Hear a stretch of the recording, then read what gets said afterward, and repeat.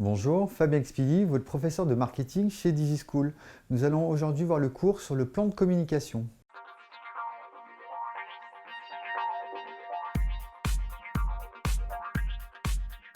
Donc le plan de communication va permettre d'avoir une structure en fonction de la communication qu'on va vouloir utiliser sur l'année. Donc l'objectif de celui-ci, c'est que ça va donner un cadre au projet. Donc le projet de communication, qui est lié par exemple à une opération commerciale qu'on veut mettre en place, mais également à un produit qu'on veut faire connaître ou éventuellement à une communication institutionnelle, il va permettre également de prioriser et matérialiser l'ensemble des composants du plan de communication, sachant qu'il est possible de mettre en place une communication média, avec par exemple de la télévision, de la presse, de l'affichage, radio, etc. Ou bien de la communication hors média, quand on souhaite cibler une clientèle un petit peu plus précise par rapport à notre zone de chalandise. Par exemple, le plan de communication va avoir là les différents mois de l'année et là, sur votre gauche, vous allez avoir tous les éléments que vous voulez utiliser. Par exemple, ça peut être de la publicité télévision, ça peut être également de la presse, ça peut être de la radio.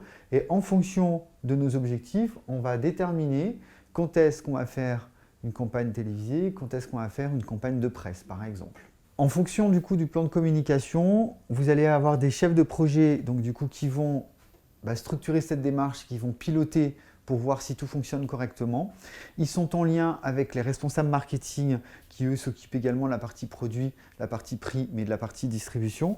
Et les responsables de communication qui, eux, vont avoir on va dire une partie plus opérationnelle en fonction des contraintes que l'on a, qui peuvent être au niveau des moyens humains, des moyens matériels ou des moyens financiers.